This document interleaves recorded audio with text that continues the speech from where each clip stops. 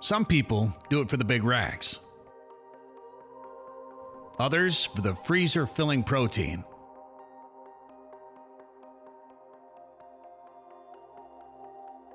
Some just appreciate the quiet solitude of the outdoors. As for me, I do it for all the above. But if I were to rank them, it would go in the opposite order.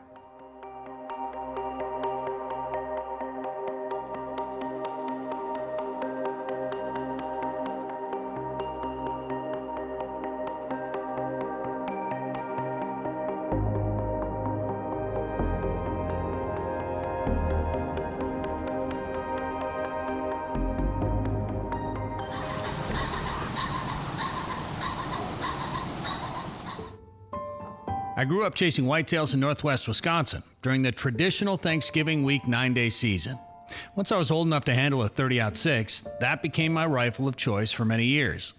While I enjoyed the tradition and camaraderie of our family's deer camp, the short season, travel, and costs of a non-resident license started to take their toll.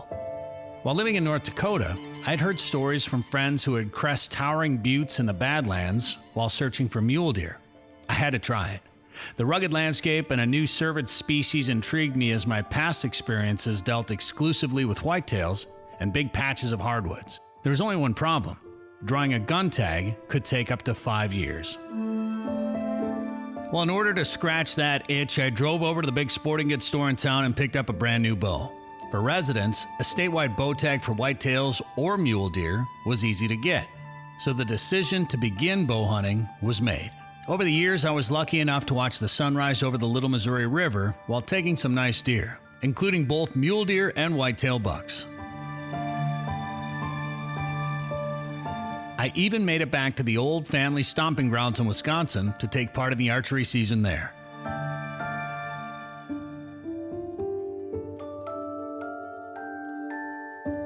Slowly but surely, I hunted less and less with a rifle. After moving back to Minnesota and living in the shotgun-only zone, I went almost exclusively to the bow. And this is what I've learned.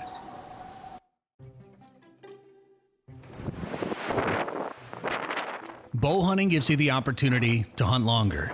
The flexibility of picking and choosing which days you want to hunt allows you to stay home on days with bad weather or the wrong wind directions. Plus, it's just more fun when you can hunt all the time.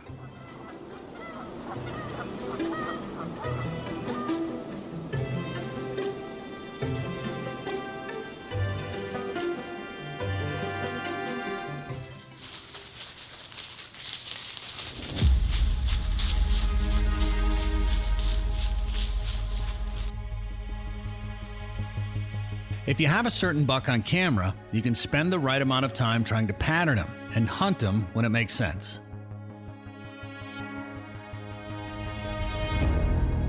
Now, there have been many times during the gun season where you have deer getting pushed from other hunters and shots have to be made on the run. Then they start to get nocturnal and they get harder to hunt. It's just more fun seeing deer in their natural movements.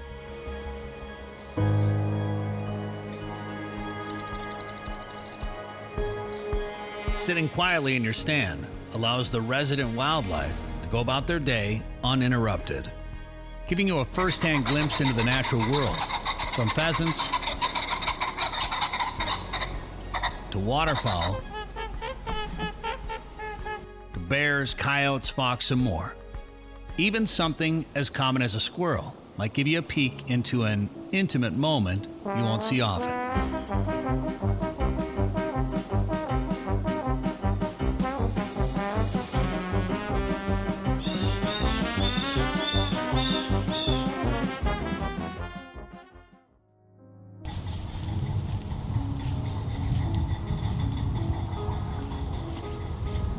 This may be my favorite part. While I routinely rely on wild game to supplement my diet and will happily take a doe if a large buck doesn't present an opportunity, I enjoy being surrounded by wildlife. And then given the chance to view them doing wild things without them knowing I'm there.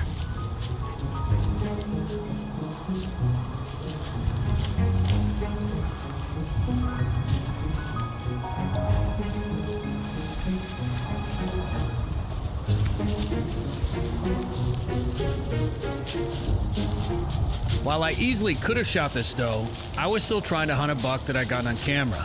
I've been trying for nearly 2 months now, but so far, he was winning.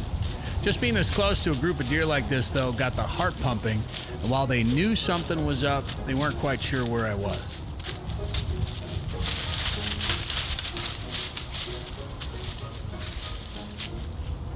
Unfortunately, on the opening day of the gun season, my target buck was shot by a neighbor, and my priority changed to filling the freezer.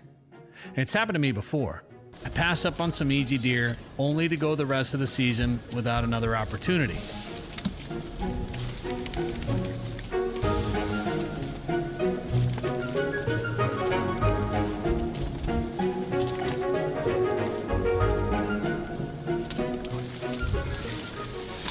As you get near the end of the season, you tend to start taking chances.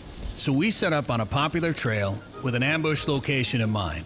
The wind was right, we were set up in time, but clearly something just looked out of place, and these deer weren't fooled.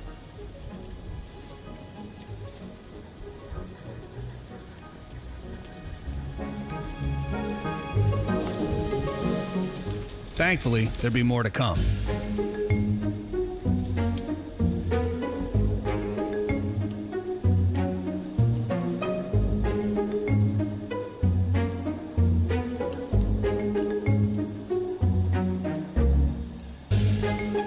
All I needed was one more step from this doe, and we'd have fresh venison tonight.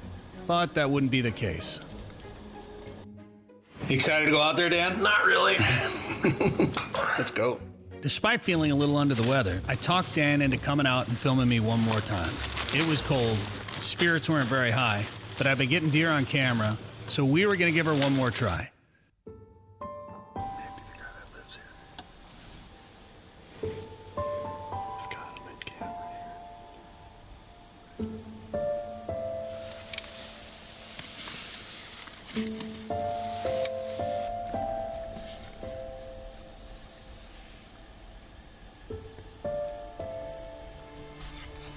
But the deer came through on a different trail than I'd anticipated.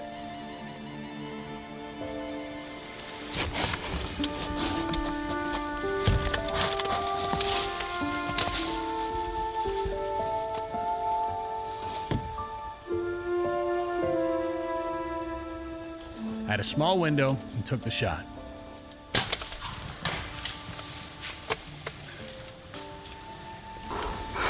There's kind of a loud crack when I shot. I think I smoked a tree. I don't know. Did they all run back across the road?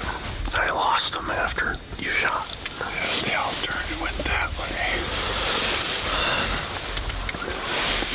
But they were getting all weird, and I was like,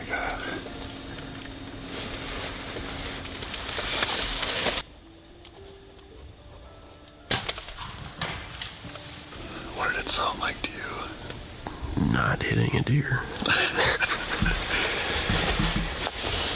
I mean, that could have been after pass-through. Yeah.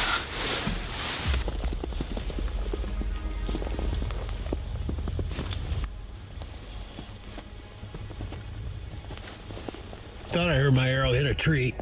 It sure did. Smoked that tree. I don't know how I missed that deer, though. I wonder if I went maybe right under it. Would have been standing. It would have been standing right there. Dang, she looks pretty clean. I got it. So my tag went unfilled this season. Overall, I'm not mad about it. My stomach will miss the meals, but spending quality time in the stand is always worth it.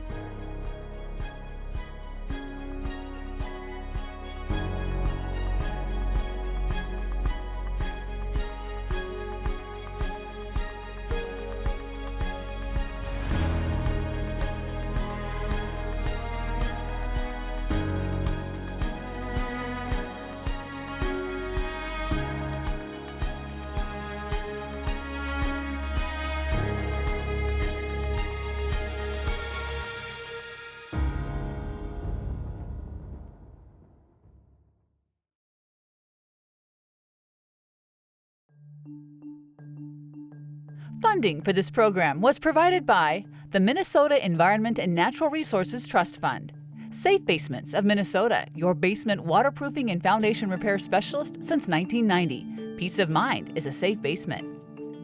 Live Wide Open. The more people know about West Central Minnesota, the more reasons they have to live here. More at livewideopen.com. Western Minnesota Prairie Waters, where peace, relaxation, and opportunities await.